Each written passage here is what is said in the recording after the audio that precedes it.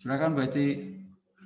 Ya, untuk pengukuran parameter SO2 kita membutuhkan standar yaitu yang terbuat dari sodium sulfit atau natrium sulfit. Nah, ini kita buat dulu konsentrasinya, kita tentukan berapa konsentrasinya. Yang pertama adalah kita menimbang dulu sodium sulfitnya 0,08 gram, kurang lebih ya. Nanti setelah kita larutkan, kita akan standarisasi atau kita tentukan berapa konsentrasi SO2-nya.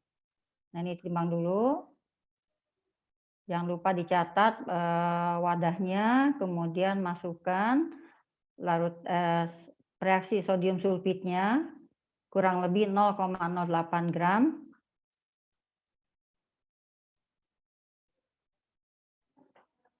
Oke, berat akhir dikurangin dengan wadahnya kurang lebih 0,08 gram. Ini masih kurang sedikit.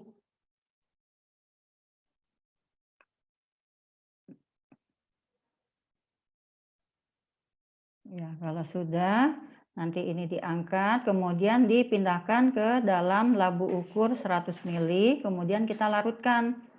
Jangan lupa wadahnya dibilas dengan air suling. Karena masih banyak sodium sulfitnya yang menempel di wadah atau botol timbang tersebut. Kemudian bilas corongnya, kemudian kita encerkan atau kita larutkan sampai tanda tera, yaitu sampai volumenya 100 ml. Nah, ini konsentrasinya adalah 0,08% sodium sulfit. Nah, dari sini baru kita tentukan berapa konsentrasi dari SO2-nya, karena yang kita inginkan adalah standar SO2, bukan standar sodium sulfit. Ini peralatan yang dibutuhkan adalah buret ya, karena menggunakan titrimetri, kemudian larutan penitarnya itu natrium tiosulfat 0,001, ini setelah distandarisasi menjadi 0,00998, kemudian larutan iodin 0,01, dan peralatannya itu adalah pipet volume 20 ml, kemudian 10 ml, dan yang penting adalah Erlenmeyer-nya sebagai wadah untuk penitar. Yang digunakan adalah Erlenmeyer tutup asah yang bertutup ya, seperti itu. Kurang lebih bisa menggunakan Erlenmeyer 125, bisa juga menggunakan 250. Kenapa kita menggunakan tutup asah? Karena reaksi atau titrasi kita menggunakan iod senyawaan yang mudah menguap. Jadi untuk menghindari pelepasan dari iodnya harus segera ditutup setelah kita masukkan ke dalam Erlenmeyer. Nah, kemudian dipipet ya larutan yang tadi dibuat, larutan induk sodium sulfitnya sebanyak 10 ml dengan menggunakan pipet volumetri. Jangan lupa dibilas dulu pipetnya dengan larutan yang mau diambil. Kemudian pipet kembali, masukkan ke dalam Erlenmeyer. Lakukan duplo, 2 kali pengulangan.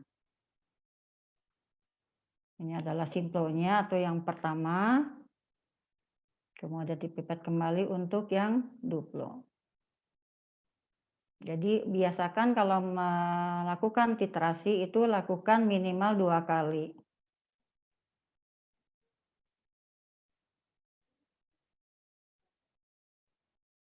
Jangan lupa dikasih label untuk masing-masing Erlenmeyer.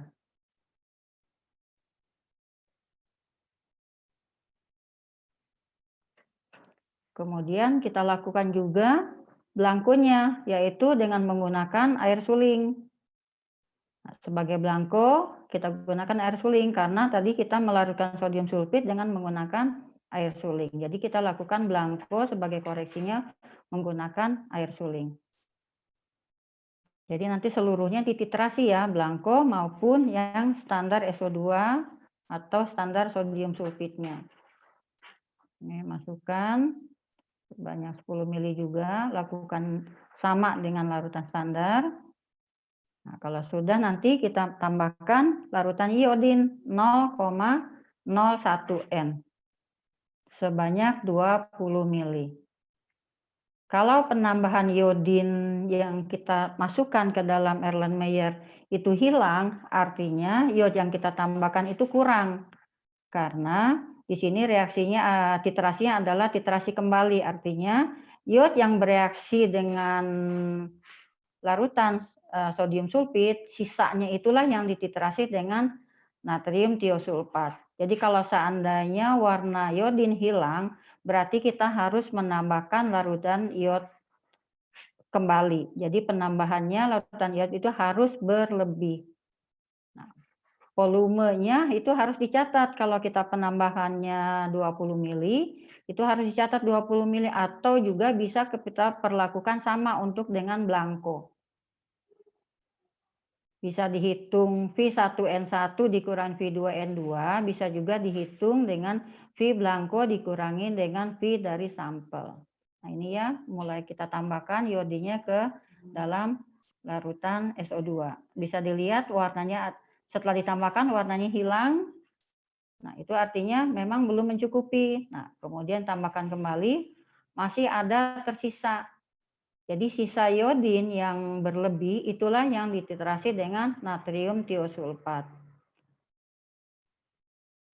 Kalau untuk larutan blanko itu adalah tidak ada yang minimal itu tidak ada yang bereaksi dengan aqueous atau dengan air suling. Jadi volume yang dimasukkan ke dalam blanko itu adalah total seluruhnya adalah larutan iodin. Jadi dengan demikian titrasi dari iodometri untuk titrasi ini atau titrasi kembali adalah volume blanko dikurangi dengan volume titrasi dari sampel. Jadi nanti volume titrasi blanko itu harus lebih besar dari volume titrasi dari sampel. Ini yang dikatakan dengan titrasi kembali. Jadi sisa iodin yang tidak bereaksi dengan senyawan atau sodium sulfit itulah yang kita titrasi.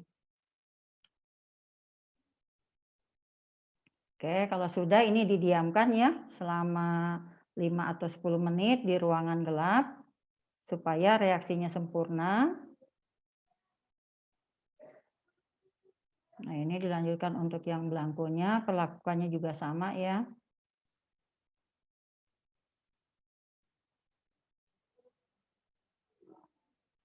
Kalau sudah 5 menit atau 10 menit ini kita titrasi dengan larutan sodium atau natrium tiosulfat 0,01 N. Nah, di sini natrium tiosulfatnya sudah saya standarisasi dengan nilai 0,00998 N. Sodium tiosulfat itu harus distandarisasi atau dibakukan karena natrium tiosulfat itu bukan standar primer. Jadi setiap kali kita membuat itu konsentrasi itu belum tentu sesuai dengan perhitungan secara teoritis. Jadi harus selalu distandarisasi. Nah, ini sudah disiapkan di buretnya, kemudian titrasi sampai perubahan warna kuning muda. Ya, terjadi perubahan warna. Nah, kalau sudah warna sudah pudar, kemudian kita tambahkan dengan indikator amilum sebagai petunjuk untuk titik akhir titrasi.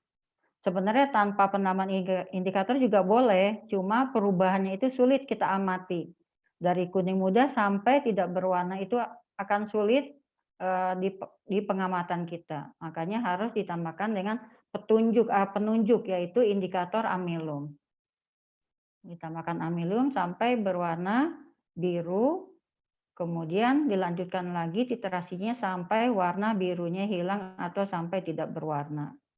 Nah, volume titrasi itu adalah awal dari kita mulai titrasi sampai terjadinya perubahan warna dari biru ke tidak berwarna. Jadi volumenya total, bukan dari warna kuning muda sampai tidak berwarna, ataupun dari awal kita mulai titrasi sampai ke kuning muda. Jadi volume titrasi itu dicatat dari awal kita mulai titrasi sampai proses titrasi selesai. Ya, dilakukan sampai warnanya benar-benar hilang. Nah, ini sudah kelihatan ya terjadi perubahan dari warna biru menjadi tidak berwarna. Kemudian dicatat berapa volume titrasinya. Kemudian dilanjutkan titrasi berikutnya. Jangan lupa buretnya diisi lagi dengan natrium tiosulfat dan diteras sampai 0. Ini sudah kuning muda. Kemudian kita tambahkan indikator amilum. Penambahan indikator amilum tidak harus ditentukan berapa tetes atau berapa mili sampai terjadi perubahan warna yang jelas kita dapat mengamatinya. Oke, ini birunya sudah jelas kelihatan ya.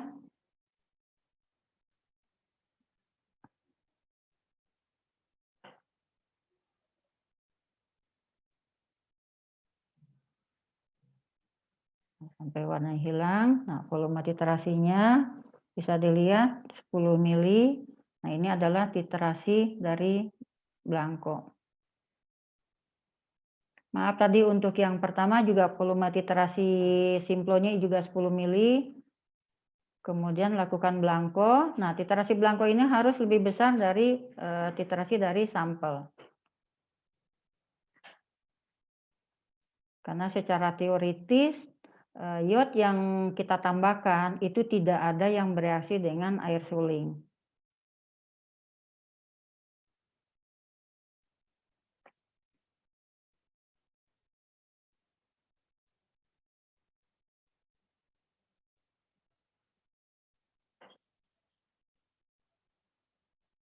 Oke, sampai warnanya hilang. Kemudian kalau sudah didapatkan berapa volumenya, kemudian nanti kita bisa tentukan berapa konsentrasi SO2 yang kita gunakan untuk membuat larutan standar kurva kalibrasi. Nah, ini sudah ya 18,6. Jadi Blanco itu harus lebih besar daripada sampel. Nah, ini sudah dihitung ya. Nilai larutan induk yang kita titrasi tadi itu adalah 274,91 ppm. Dengan menggunakan rumus ada di modul, V Blanco dikurangi V sampel dikali dengan N dikali 32,03 dikali 1000 dibagi dengan volume larutan contoh yang dipipet yaitu sebanyak 10 mili. Nah, kalau sudah, ini kita buat untuk larutan kerjanya karena konsentrasi standar ini masih cukup tinggi sekali yaitu 274. Ini kita encerkan terlebih dahulu dengan pengenceran 50 kali yaitu pipet 1 mili dimasukkan ke dalam labu ukur 50 mili sebagai larutan kerja standar SO2 atau standar untuk membuat kurva kalibrasi. Nah, encerkan ya dengan air suling sampai tanda terang. Nanti tinggal dibagi, tadi kan nilainya 274,91. Kita melakukan pengenceran sebanyak 50 kali. Berarti konsentrasi SO2 yang kita gunakan untuk membuat kurva standar kalibrasi adalah 5,4982 ppm, yaitu dibagi 50. Karena kita menggunakan faktor pengenceran 50, yaitu di pipet 1 diencerkan menjadi 50. Nah, kemudian sekarang siap kita gunakan untuk membuat standar. Standar itu sebagai acuan untuk menghitung konsentrasi sampel yang kita sampling ya. Nah, ini bahannya ada larutan penyerap, kemudian asam sulfamat 0,6%, larutan formaldehid 0,2%, kemudian larutan kerja pararosanilin. Nah, ini alatnya ya, labu 25 mili, di sini sudah dikasih label 0, 1, 2, 2,5 mili, 3 mili, 4 mili. Nah, ini artinya kita memipet larutan standar yang sudah kita buat tadi dengan konsentrasi 5,4982 ppm, masing-masing sebanyak 0 berarti tanpa standar, kemudian 1 ml, 2 ml, 2,5 ml, 3 ml, dan 4 ml. Itu adalah konsentrasi standar kurva yang akan kita buat. Nah, untuk standar kurva ini konsentrasi ini tidak harus terpaku dengan konsentrasi yang saya tampilkan di video ini. Bisa diubah tergantung dari kebutuhan. Bisa kita pipetnya 0,1 mili sehingga menjadi 0,5 mikrogram. 0,1, 0,2, 0,3, 0,4, 0,8, 1,0 dan 1,5. Bisa juga dimulai dari 0,5 mili, 1 mili, 2 mili, kemudian 2,5, 3 mili. Itu tergantung dari kebutuhan. Kebutuhan artinya seberapa besar konsentrasi sampel yang kita akan ukur. Kalau semakin pekat, berarti kita harus membuat kurva standar yang lebih pekat lagi.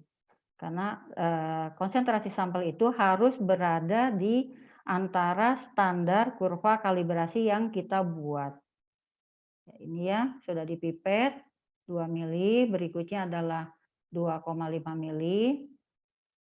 Nah, itu untuk menghitung berapa sih konsentrasi masing-masing standar yang dipipet 1 mili, 2 mili, 2,5, 3, dan 4 mili itu menggunakan rumus V1N1 sama dengan V2N2 atau di dalam modul itu ada VA CA sama dengan VB CB ada di modul. Untuk V-nya yaitu VA-nya adalah 1 mili tergantung dari yang pipet.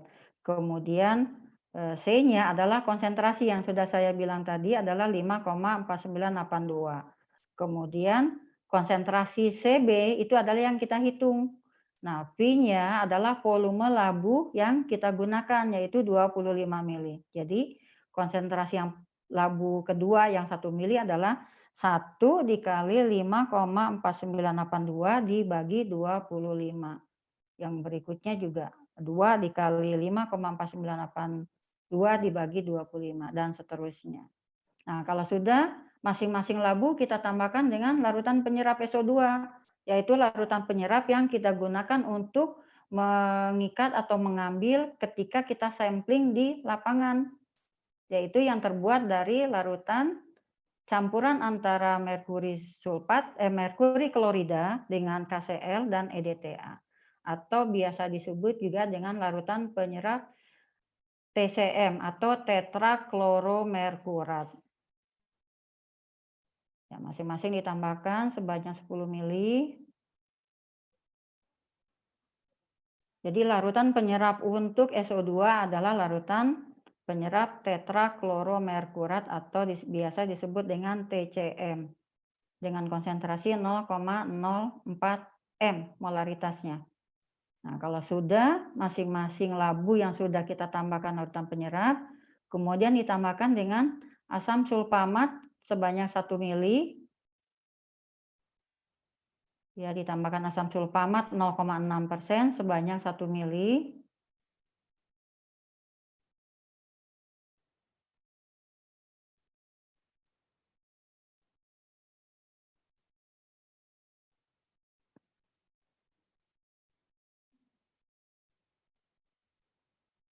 Oke, kalau sudah ditambahkan asam sulfamat, didiamkan, dihomogenkan dulu ya terlebih dahulu supaya reaksi sempurna.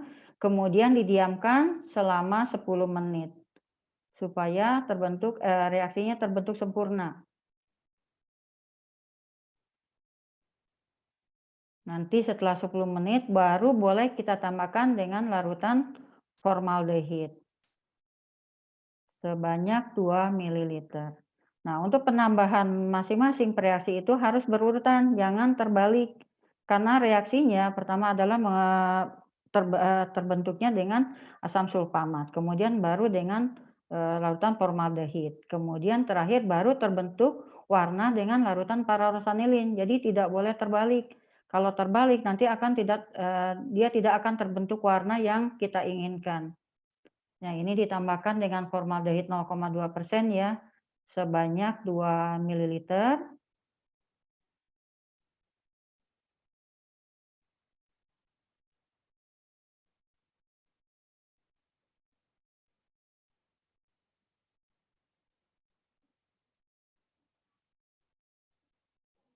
Nah, ini kalau penggunaan pipet harus hati-hati ya. Pipet MOR itu ada yang skalanya 2-nya itu bisa habis seluruhnya, ada hanya di sebelum dari ujungnya itu sudah skala 2. Jadi harus hati-hati. Karena ada 2 jenis pipet MOR yang skalanya berbeda. Ada yang harus dihabiskan, ada yang hanya sampai tanda tera 2 mili. Nah, ini skalanya hanya sampai tanda tera 2 mili di atas. Jadi tidak dihabiskan seluruhnya. Jadi sebelum menggunakan pipet harus diperhatikan dulu skala-skalanya.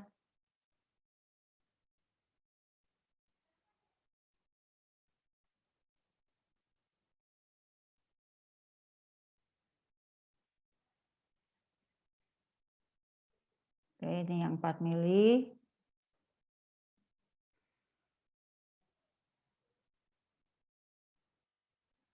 Kalau sudah dihomogenkan, setelah itu kita tambahkan reaksi larutan kerja paroxanilinnya, yaitu reaksi untuk pembentukan warna ungu. Nanti setelah terbentuk warna, kemudian kita ukur dengan spektrofotometer pada panjang gelombang 550 nanometer. Nah, sebelum dipipet ya, sama seperti yang tadi pipet-pipet sebelumnya, ini harus dibilas terlebih dahulu dengan larutan yang akan kita ambil atau kita pipet untuk mencegah kontaminasi atau mencegah terjadinya pengenceran. Karena biasanya pipet yang kita gunakan masih basah dengan air suling. Setelah kita bilas dengan air suling, biasanya masih basah. Kalau kita langsung ambil larutan yang kita mau pipet, biasanya akan terjadi pengenceran. Jadi yakinkan dulu harus dibilas dengan larutan yang kita mau pipet. Nah, ini tambahkan sebanyak 5 ml. Jadi yang pertama tadi asam sulfamat 1 mili, kemudian larutan formaldehid 2 mili, dan yang terakhir adalah larutan kerja paroxanilin sebanyak 5 mili. Nah, dari sini baru kita hitung waktu. Waktunya adalah tidak boleh lebih dari 30 menit. Jadi diamkan selama 15 menit. Setelah itu baru diukur. Jadi pengukuran dengan metode paroxanilin tidak boleh lebih dari 30 menit. Jadi pembentukan warnanya itu cukup 15 menit, tidak boleh lebih dari 30 menit. Nah, ini kemudian diencerkan atau ditera dengan menggunakan air suling ya. Nah, sudah kelihatan perbedaan warnanya dari konsentrasi rendah dari yang 0 sampai yang pemipetan standar 4 mili ya. Semakin banyak pemipetan standarnya, warnanya akan semakin pekat. Nah, bisa kelihatan ya perubahannya 0, 1, 2, 2,5, 3, dan 4 mili. Semakin tinggi atau semakin banyak volume yang standar pipet, warnanya semakin pekat. Nah, ini adalah air sampler impinjer waktu kita sampling SO2 yang bersamaan dengan NO2. Nah, ini tabung impinjer namanya yang sudah kita isi dengan penyerap dan sudah mengandung gas SO2.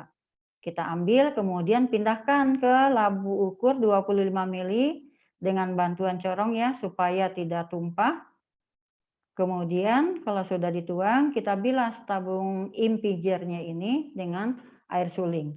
Bilasnya jangan terlalu banyak, karena nanti akan, kalau terlalu banyak nanti volumenya akan melebihi dari volume labu ukur ya ketika kita melakukan pengenceran. Bilas banyak 2-3 kali dengan sedikit air suling 2-3 mili. Ya, dikocok, yakinkan seluruhnya sudah terbilas dengan air suling. Sebanyak 2-3 kali ya. Nah, kalau sudah, nanti kita lakukan dengan penambahan sama seperti larutan standar, yaitu penambahan asam sulfamat. Nah, ini kita lakukan juga untuk belangkonya ya, untuk belangko sampel atau belangko dari lapangan. Nah, ini kita pipet juga sebanyak 10 mili larutan penjerapnya sebagai belangko sampel. Nah, kalau sudah siap, kita tambahkan dengan larutan asam sulfamat 0,6%, sama seperti perlakuan dari ketika kita membuat larutan standar kurva kalibrasi. Tambahkan 1 ml masing-masing, diamkan selama 10 menit. Jangan lupa dihomogenkan atau dikocok ya. Nah, ini pipetnya, tanda skalanya 1 itu sampai habis. Jadi memang harus dihabiskan.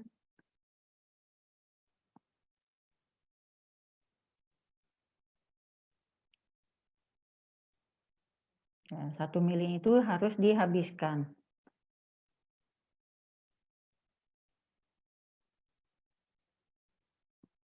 Ya, Ya, kalau sudah dihomogenkan, diamkan selama 10 menit, kemudian ditambahkan larutan formaldehid 0,2% sebanyak 2 ml. Nah, ini sama ya, menggunakan pipet yang sama dengan yang tadi. Pipet 2 ml-nya untuk skala 2 ml itu tidak dihabiskan, hanya sampai tanda 2,0 ml saja.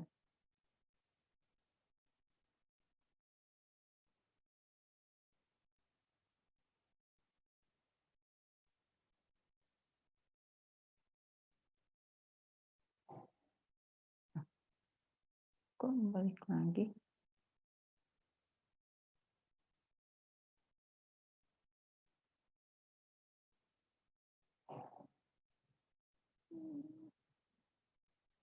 Kok balik lagi, Pak?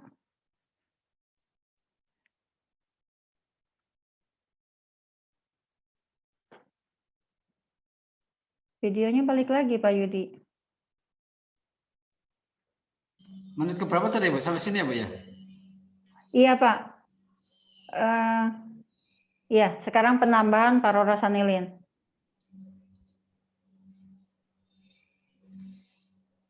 Ya, setelah penambahan larutan formaldehid, kita tambahkan larutan parorosanilin ya, sebanyak 5 ml.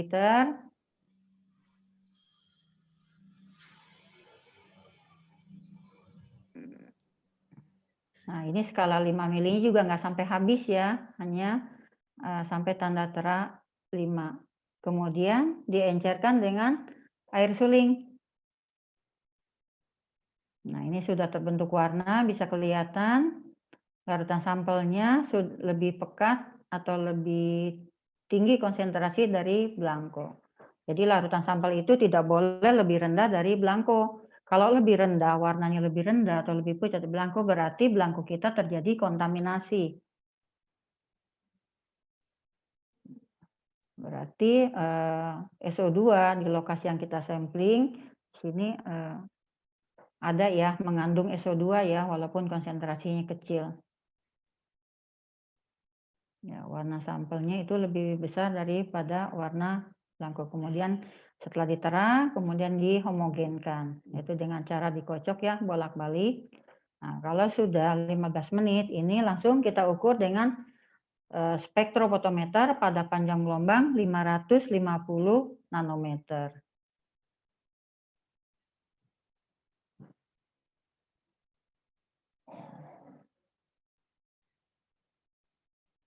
Ya, disetting dulu spektronya pada panjang gelombang 550. Jangan lupa ini kuvetnya harus dibilas atau dicuci dulu dengan air suling. Kemudian alatnya atau spektronya kita zerokan dengan menggunakan air suling.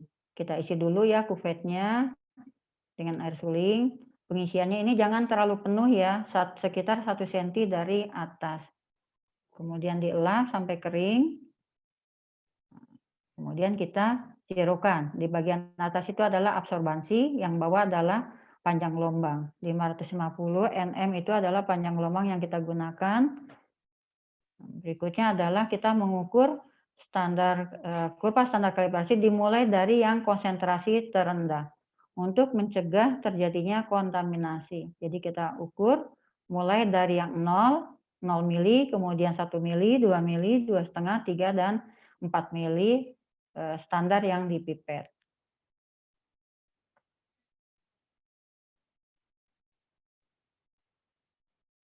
Ini sebelum dimasukkan yakinkan ya kuvetnya itu dalam keadaan bersih dan kering. Nah, ini absorbansinya 0,162 untuk blanko atau konsentrasi yang 0 ml.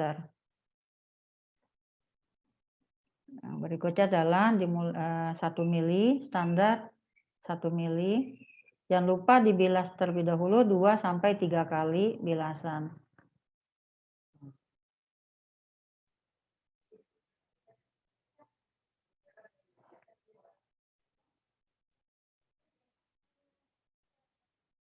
Untuk kupet yang bagian jernih, transparan itu jangan dipegang dengan tangan ya, itu karena bagian yang kena dengan sinar.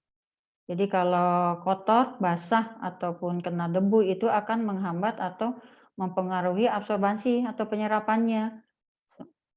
nanti absorbansi akan semakin tinggi atau tidak sesuai dengan absorbansi dari larutan contoh yang kita ukur. Jadi harus dimasukkan dalam keadaan bersih dan kering. Jadi ini harus benar-benar yakinkan, tidak boleh basah ataupun kotor.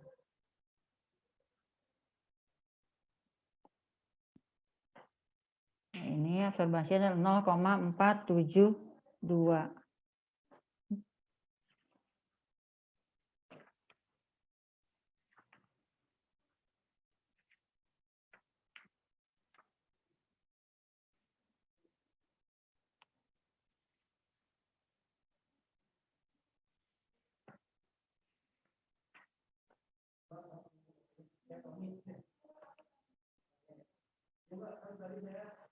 Ini standar berikutnya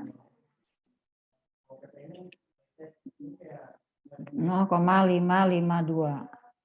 Nah, berikutnya adalah untuk standar dengan pemipetan 3 ml.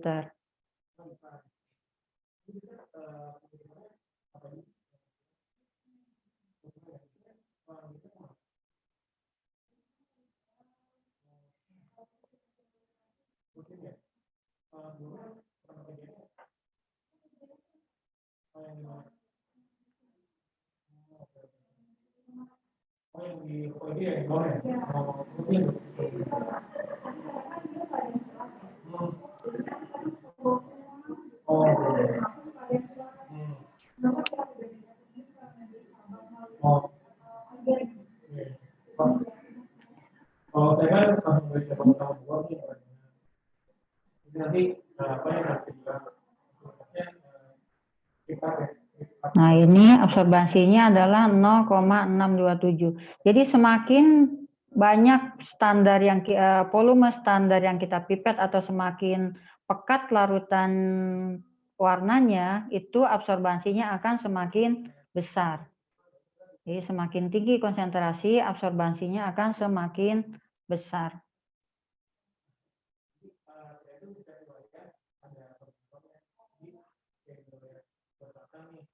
Yang berikutnya adalah untuk standar pemipetan volume 4 mili.